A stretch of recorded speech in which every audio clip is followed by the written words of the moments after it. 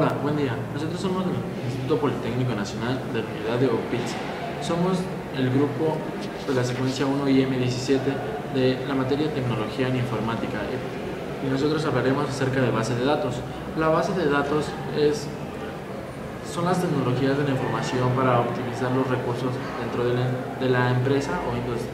Bueno, como ya sabemos, la base de datos se puede clasificar en diversos tipos. Uno de los cuales es muy importante es la base de datos operativas. Esta base de datos es utilizada en las empresas para poder optimizar los recursos, ya sea capital, financieras, humanas o tecnológicas.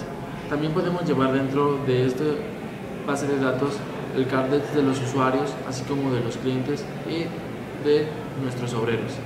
Todo esto es muy esencial llevarlo a cabo en una empresa para poder tener un buen control para obtener objetivos y el buen funcionamiento de la empresa.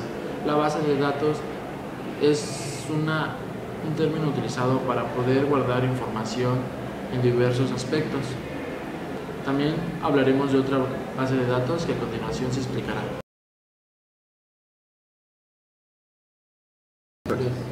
Otra base de datos es la base de datos distribuidas. Muchas organizaciones reproducen y distribuyen copias o partes de bases de datos a servidores de red en una diversidad de sitios.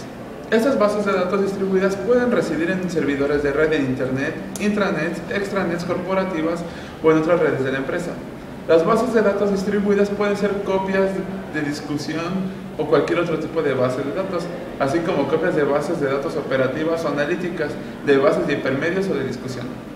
La reproducción en las estaciones de trabajo de los usuarios finales.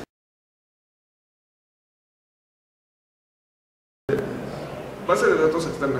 El acceso a un acervo de información de base de datos externa está disponible por una tarifa de servicios comerciales en línea, con o sin cargo desde muchas fuentes de Internet. Los sitios web ofrecen una variedad infinita de páginas hipervinculadas de documentos multimedia de base de datos, de donde podemos descargar, por ejemplo, periódicos, textos, revistas, etc.